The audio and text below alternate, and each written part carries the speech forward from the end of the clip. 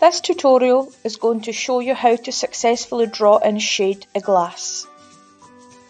You will know that you have been successful at the end of this task if your drawing looks something like this one.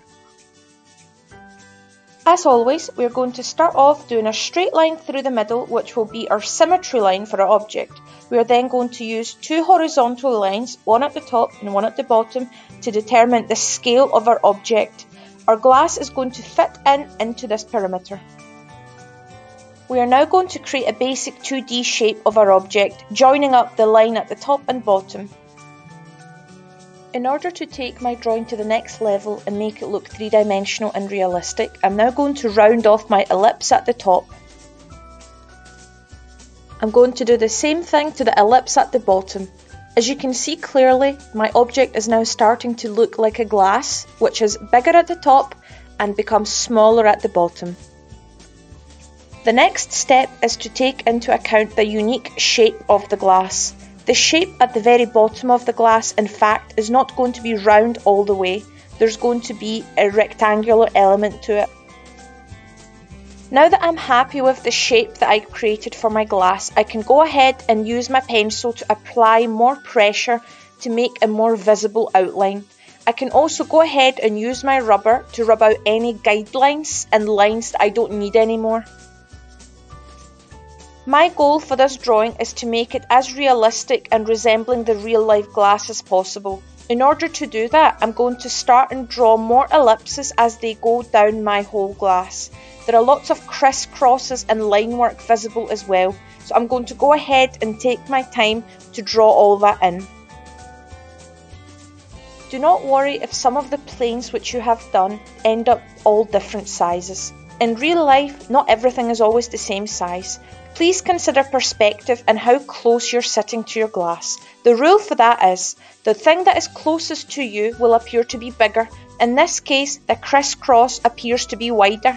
The ones which are receding and becoming further away from you appear to be smaller.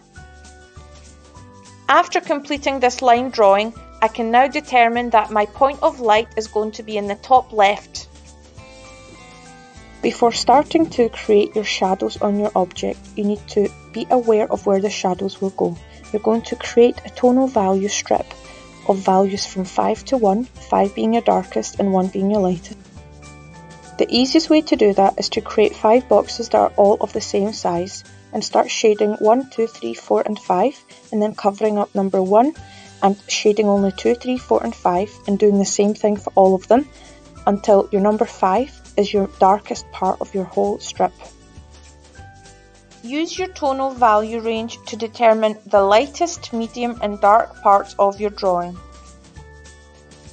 Before starting your blending, make sure that you have a sharp pencil and that you do not lean in too heavy in one place. Your aim is to create a very gradual build-up of your pencil marks. I would use circular motions and use the side of your pencil to apply varying pressure wherever you want to make your bits of your highlights lighter and your shadows darker. Wherever you spotted number 2s and 1s, which are your really light highlights, I would leave that blank and I wouldn't use any pencil marks on it, because in the end you're going to have to rub it out. Wherever you see your 3s and 4s, your medium tones, I would use a very thin, gentle layer of your pencil marks and then gradually go darker and darker to create your shadows. As you can see, once I've went ahead and blocked in my 2s and 3s and made them all very even, I can now gradually start applying pressure to go up to a 4 and even a 5 to create very dark shadows. Be sure not to neglect any part of your glass and don't leave it unattended. There will not be any bits of glass which are completely blank, so try your best to shade it to the correct opacity.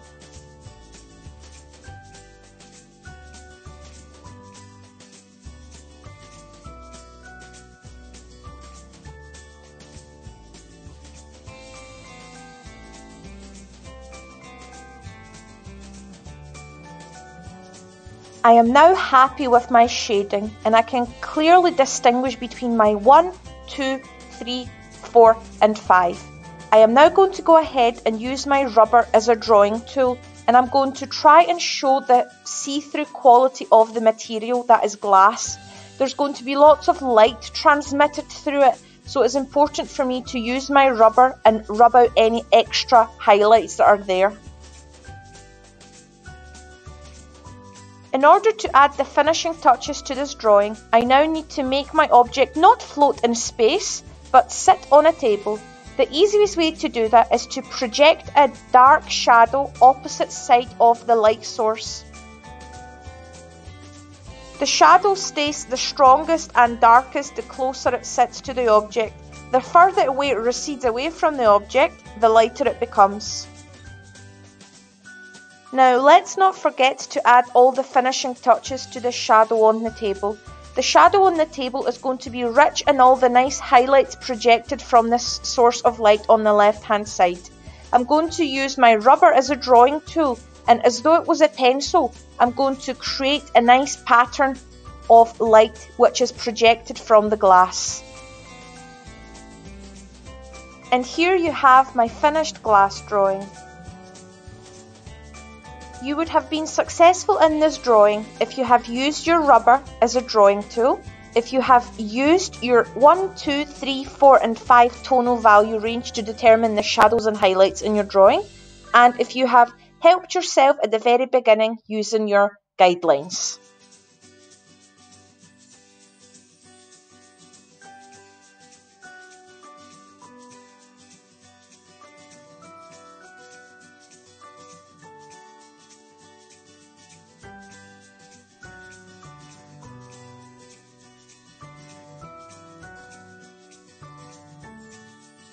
Thank you so much for participating in this drawing tutorial.